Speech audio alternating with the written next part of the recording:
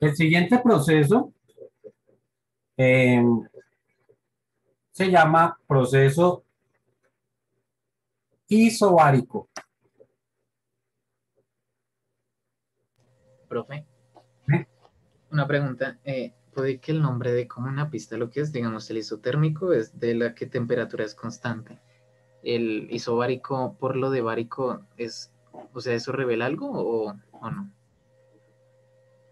Vamos para allá. Isobárico, entonces, implica que isobárico, bárico viene de presión, ¿no? Entonces, presión constante.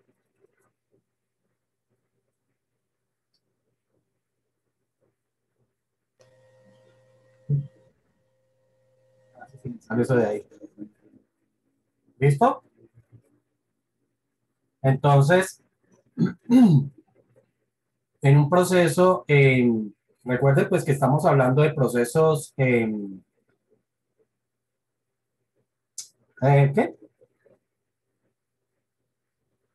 ¿Termodinámicos? Termodinámicos. Ya se me había olvidado la palabrita. Entonces, de procesos termodinámicos tenemos este proceso que es el isobárico, ¿ok? El siguiente proceso es el proceso isométrico. Profe, hay otro que se llama isocórico. Ah, isométrico. Pues ya saben o habrán podido deducir que la palabra iso significa el mismo, ¿cierto? Entonces, y la palabra métrico, entonces tiene que ver ya con el desplazamiento.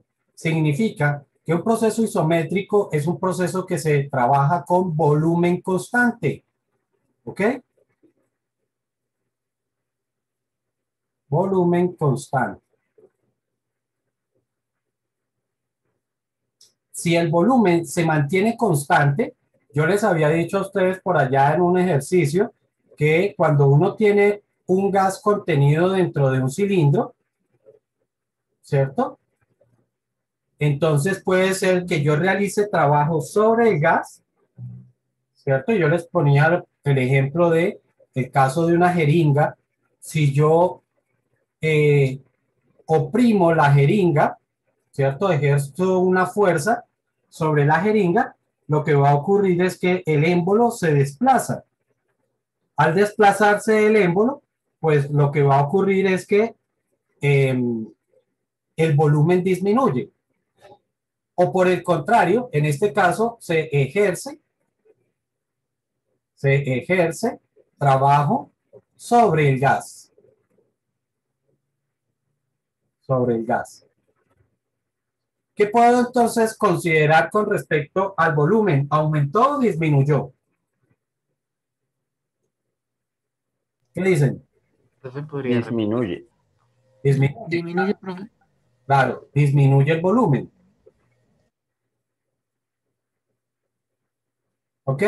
Por el contrario, si lo que está ocurriendo es que el gas es el que realiza trabajo, entonces en este caso, el pistón es el que se va a mover hacia afuera, ¿cierto? Y en ese caso decimos que el gas realiza trabajo. Y entonces, ¿qué pasa? Aquí decimos que disminuye el volumen. Y en el otro caso, ¿qué pasa entonces con el gas? Con el volumen. Aumenta, Disminuye aumenta. el volumen, ¿cierto?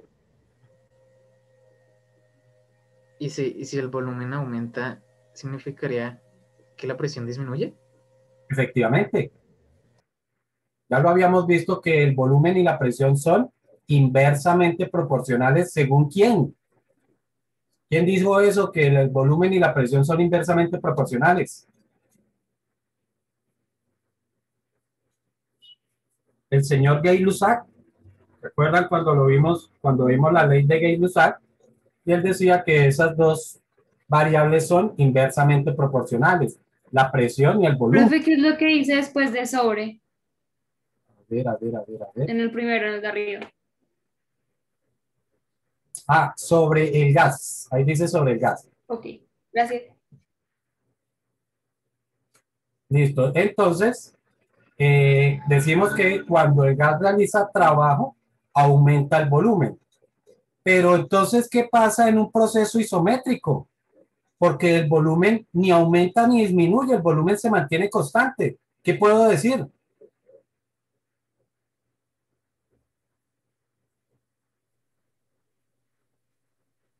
Pues sencillo, que no ¿Están hay iguales? trabajo, no hay trabajo, no hay trabajo. ¿Ok? Entonces, ¿qué implicaciones tiene eso con la primera ley de la termodinámica? Recuerden que la primera ley de la termodinámica me decía que la variación de la energía interna era igual al calor menos el trabajo, ¿cierto? Si no hay trabajo, significa que esto se vale cero, ¿cierto? No hay trabajo. Por lo tanto, podemos decir que todo el calor cedido o absorbido se constituye o se convierte en variación de temperatura. En un proceso isométrico, todo el calor cedido o absorbido se convierte en variación de temperatura. ¿Listo? Y el último proceso se llama, bueno, ya vimos cómo se llama cuando hay variación de energía interna, es decir, o mejor, no hay variación de energía interna, que dijimos que se llamaba isotérmico. Ahora estamos viendo isométrico, donde entonces no hay trabajo. ¿Cómo se llamará entonces cuando no hay intercambio de calor? ¿Qué creen? Isotérmico. ¿Qué? Isotérmico. Oh, pues eso es isotérmico, dijimos esto. Cuando esto no hay, ese caso se llama isotérmico. Endotérmico. Oh, dejen de inventar palabras. ¿Tiene térmico denos pistas, profe? ¿Tiene térmico? Ni siquiera tiene iso. Ay, ya le digo, profe. Eso se llama un proceso adiabático. Profe, ¿qué era el enunciado que dijo ahorita, lo de que en un proceso isométrico todo calor cedido o absorbido, ¿qué pasaba? En un isométrico, el calor, el calor cedido o absorbido se convierte en variación de temperatura.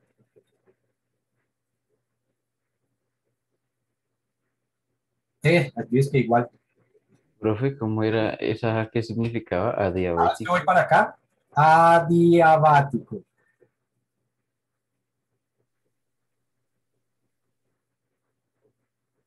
Entonces, en un proceso adiabático no hay intercambio de calor. Buenos días, profe, perdón por llegar tarde. ¿Tarde? ¿Tarde es el pico? Sí, pero es que me pidieron ayuda con algo y hasta ahora puede llegar. Ay, no, pues, ¿qué haremos? ¿Me perdona? Voy a pensarlo. Por ahora tienes falla. Entonces, si en un proceso adiabático no hay intercambio de calor, significa que el calor cedido o absorbido, pues vale cero. Nuevamente, en la primera ley de la termodinámica, entonces tendríamos que la variación de temperatura, o mejor, es al contrario, el trabajo genera variación de temperatura. ¿Ok?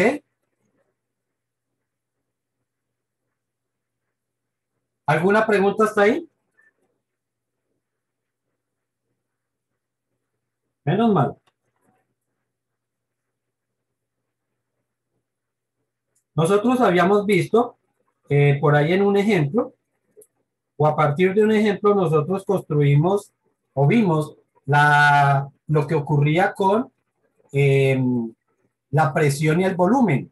Y por allá encontramos o vimos un gráfico donde aparecía o donde se relacionaba mejor el volumen y la temperatura. Perdón, el volumen y la presión. Entonces teníamos el gráfico donde en la parte, digamos que en el eje de las abscisas estaba el volumen y en el eje de las coordenadas estaba la presión. ¿Ok? Y vimos entonces, o se propuso un ejemplo donde podíamos tener un proceso que pasaba de un estado 1 hasta un estado 2, ¿cierto? Y entonces me decía que el proceso podría hacerse de distintas formas. ¿Ok? Aquí entonces íbamos a tener el volumen en la condición 1 y el volumen en la condición 2. Aquí tendríamos entonces la presión en el estado 1 y presión en el estado 2. ¿Ok? Para esta situación y entendiendo que el volumen está pasando de la, digamos que de la condición 1 hacia la condición 2 o del estado 1 hacia el estado 2, entonces, ¿qué pasa con el volumen? ¿Está aumentando o está disminuyendo? Disminuyendo. Aumentando, hijo. ¿No ves No, que a la derecha son los valores más grandes? Si yo voy del estado 1 al estado 2, significa que el volumen está en este sentido, está aumentando. Si aumenta el volumen, entonces en este gráfico, ¿qué me dice? ¿Que se realiza trabajo sobre el gas o el gas está realizando trabajo? El gas está realizando trabajo. El gas realiza trabajo. El gas realiza trabajo. Entonces, en un gráfico como estos, es importante que nosotros expresemos o que se indique exactamente en qué sentido está el proceso, si va del 1 al 2 o si va del 2 al 1. Si por el contrario el proceso fuera en sentido contrario, ahí diríamos que se está realizando trabajo sobre el gas. ¿Ok? Como también lo dijimos, ¿qué pasa con la presión y el volumen? ¿Qué pasará entre esas dos? ¿Cómo dijo el señor Gay-Lussac que eran esas dos variables? Inversamente proporcional. Inversamente proporcionales, profe. Inversamente proporcionales. Significa que en condiciones normales, ojo porque él lo dice, en condiciones normales de temperatura, ¿no?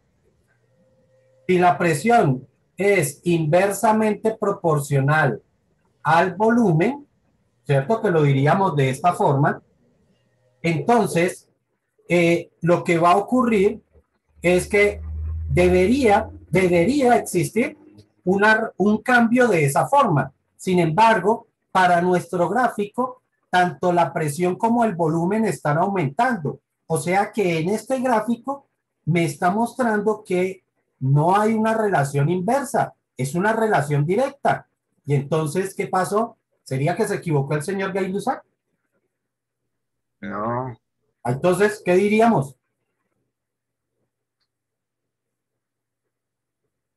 profe, ¿puede repetir un momento? Pues, a ver. Claro. Según lo que nos dijo el señor Gay-Lussac, esto es lo que dice él, ley de Gay-Lussac,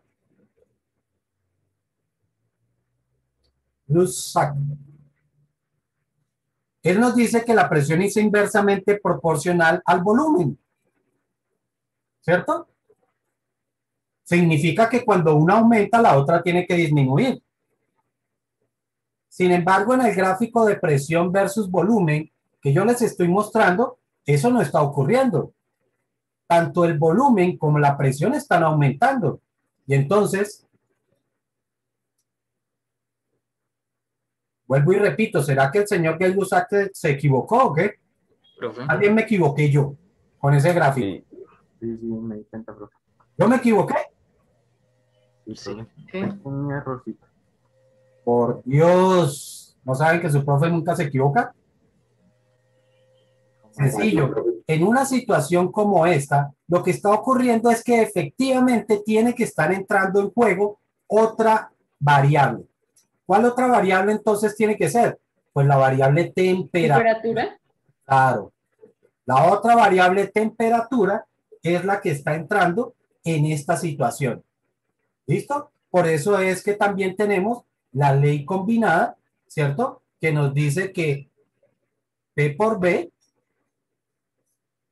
sobre T se mantiene constante. De tal forma que si esto está ocurriendo es porque está existiendo una variación de temperatura. ¿Ok? Si algo como esto ocurre, que estamos viendo aquí en nuestra imagen, entonces es porque está ocurriendo una variación de temperatura. ¿Está claro hasta ahí? ¿Podría Entonces, repetirlo, pero este no. Claro, por favor? estamos diciendo que el señor Gay-Lussac no se haya equivocado. Su querido profesor tampoco se ha equivocado. Lo que pasa es que para una situación como la que está mostrándonos la imagen, como el gráfico, para que esto ocurra, de que tanto el volumen como la presión estén aumentando, es porque está entrando en juego otra variable. Y la otra variable es precisamente la temperatura. ¿Ok? Entonces, se cumple la ley combinada que me habla que la presión, el volumen y la temperatura o la relación de esas tres variables siempre se va a mantener constante en un sistema aislado. ¿Estamos? Ahora sí. Y entonces, ni el señor Gay-Lussac se equivocó, ni su querido profesor se equivocó. Es solamente que debemos entender que para esta situación está entrando otra variable en juego y es la temperatura. ¿Ok? ¿Listo? Vale, vale, profe. Bueno. Lo mismo en gráficos de presión versus volumen, el área que queda bajo la curva, esa área siempre corresponde al trabajo. Esto corresponde al trabajo. ¿Listo? Que puede ser o el trabajo realizado sobre el gas o el trabajo realizado por el gas. Ya habíamos visto en este caso que el gas era el que estaba realizando trabajo, por lo tanto, el área que queda bajo esa curva es el trabajo realizado por el gas. ¿Listo? En situaciones como la que estoy mostrando, pues, donde la presión y el volumen están variando en una forma lineal, pues hacer el cálculo de esa área es muy simple, porque basta con que hagamos un cálculo geométrico y ya tendríamos el valor de ese trabajo. ¿Sí? Con pura geometría ya podemos calcular esa área. Esa figura, ¿a qué figura geométrica corresponde? Pues si uno lo parte a un triángulo rectángulo, pero Es sería un triángulo rectángulo. Esa figura completa, ¿a qué figura corresponde? Que la puedas dividir en dos figuras es otra cosa, pero esa figura no se llama un triángulo rectángulo. Un cuadrilátero. cuadrilátero. Bueno, es un cuadrilátero porque tiene 4 lados, pero en particular, ¿qué figura es? Un rectángulo. No, rectángulo tiene lados paralelos. Es- ¿Cómo dijo? no, profe. Una rampa. Esto se llama, esta figura en particular se llama un trapecio. Profe, yo le iba a decir, pero ese no es el de las No, canaletas. toca decirlo porque yo no me imagino lo que usted dice. Profe, No, pero ese no era el de las canaletas que era así como medio triangular. Sí, existen dos tipos de trapecios regulares, que son los trapecios que son así, como el de la canaleta, y a esto se le llama trapecio isósceles. ¿Por qué? Porque tiene dos lados iguales. Pero este no tiene dos lados iguales. Este es este tipo de trapecio. Y a este tipo de trapecio se caracteriza porque tiene un ángulo recto, por lo tanto se le llama rectangular. ¿Ok? Listo. Y cualquiera de los trapecios siempre sabemos que existe una base mayor, que es la más grande, y una base menor. En este caso, esta sería la base menor y la de abajo sería la base mayor. Y va a tener una altura. Esta sería la altura acá, esta sería la altura acá. ¿Ok? Y recordamos que el área de un trapecio se calcula como base mayor más base menor dividido entre 2 y multiplicado por su altura. ¿Ok? ¿Alguna pregunta hasta ahí? Profe, es que no sé si de pronto yo no escuché que en la gráfica tú habías identificado si el gas hacía el trabajo, pero, Sí, o sea, solo con mirar la gráfica. sí, ¿Cómo era claro. que se hacía eso? Pues porque el volumen está aumentando. Aquí estamos diciendo que, o habíamos dicho que en esta gráfica el proceso se hacía desde el estado 1, que sería este de acá, hacia el estado 2, que es este de acá. Entonces, sabemos que el volumen está aumentando. Si el volumen aumenta, significa que el gas realiza trabajo, ya lo habíamos analizado en esta otra imagen aquí, donde decíamos que si el gas realiza trabajo y aumentaba el volumen. ¿Sí? Listo, profe, gracias. Con mucho gusto. Entonces, para nuestro ejercicio, ¿cómo podríamos calcular ese trabajo? La base mayor sería esta longitud de acá abajo. Esta sería la base mayor. Esta de este otro lado sería nuestra base menor, y la variación del volumen sería la altura. ¿Ok? Entonces, reproduciendo esto, tendríamos base mayor, ¿qué es? Pues la presión en el estado 2, más la base menor, ¿quién es? Pues la presión en el estado 1, sobre 2, y eso multiplicado por la altura, pero la altura es la variación entre el volumen 1 y el volumen 2, es decir, volumen 2 menos volumen 1. Y de esta forma podemos calcular el trabajo para esta situación. ¿Listo? ¿Alguna pregunta hasta ahí? Pues me voy a copiar ahí rápido las fórmulas. Profe,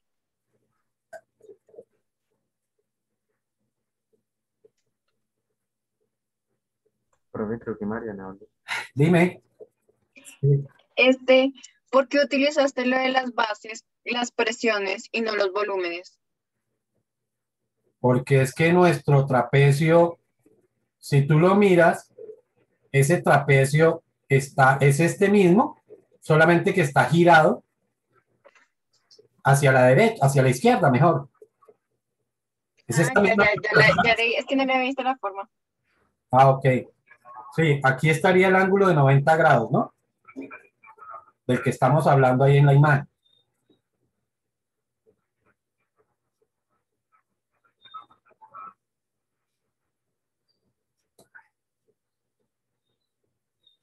¿Ya? ¿Ya?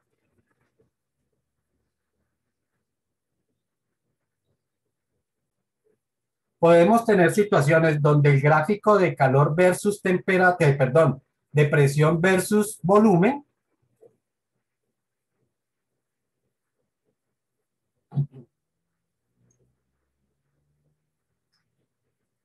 entre un punto 1 y un punto 2,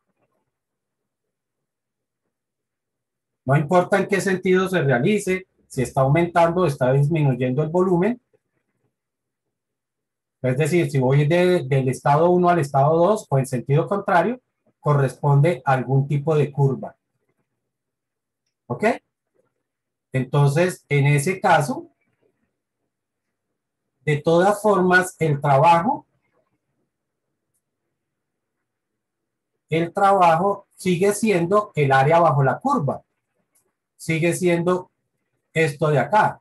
Este sigue siendo el trabajo. ¿Ok? Pero ya no contamos con una herramienta geométrica para poder hacer el cálculo de esa área. En este caso, entonces vamos a recurrir a otra herramienta que ustedes aún no ven y son las famosas integrales. Esa área, ya saben, bueno, mejor, escribámoslo completo. El trabajo sería igual al área, ¿ok? Pero esa área la vamos a tener que calcular con una integral. Una integral que va desde el volumen 1 hasta el volumen 2, ¿sí? Que son la variación de los, digamos que de la parte de volumen. ¿De qué? Pues de la función de presión. Tiene que haber una función que está determinando la presión, ¿sí? O la variación de la presión. ¿Listo? Y con esta integral, pues vamos a poder calcular ese trabajo. ¿Listo? Como ustedes aún no ven integrales, porque su profesor de matemáticas parece que no les ha enseñado eso, entonces, pues, todavía no se los voy a preguntar. Pero adivinen qué van a ver ustedes en cuarto periodo en matemáticas. Integral. Integrales. Y adivinen qué tipo de ejercicio les puede salir. Uno como ese. Ah, qué bien. Menos mal que los chicos son bastante pilos. ¿Ok? Entonces, por allá cuando ya veamos integrales, veamos ese concepto de la integral. Por allá vamos a ver algo de sumas de Riemann, ¿sí? Y vamos a O ver, sea que ahora solo lo vamos a manejar con rectas. sí, por ahora solamente sería de esa forma. ¿Listo? Una Preguntas, pregunta. dudas, inquietudes. Pregunta. Pregunta, a ver. En el anterior se podía calcular eso con el este del trapecio, pero en ese que es No. una curva, ¿cómo? Oiga, este niño no me escuchó. Es que se me trabó el audio un Y momento. con derivadas, pa. ¿Cuál es derivada? Vea, este está peor. Con No, pero es integrales. verdad. Con Integrales. eso. Integrales. Con integrales. Efectivamente, este caso lo vamos a ver cuando puedan ustedes, cuando sepan integrar, ¿sí? Por lo menos un par de métodos básicos que son integrales de funciones polinómicas e integrales por sustitución. Entonces, cuando vean ese par de métodos, pues ya podremos plantear una situación como esta para que ustedes calculen el trabajo. Pero así como lo vimos en la evaluación ¿de qué? De matemáticas, acuérdense que ustedes hicieron un ejercicio de optimización y la función objetivo era una función de física, pues igual, aquí podemos encontrar un ejercicio, ¿sí? Que puede ser planteado desde el área de matemáticas o desde el área de física. ¿Por qué? Pues porque ustedes ya van a tener la herramienta matemática para poderlo solucionar.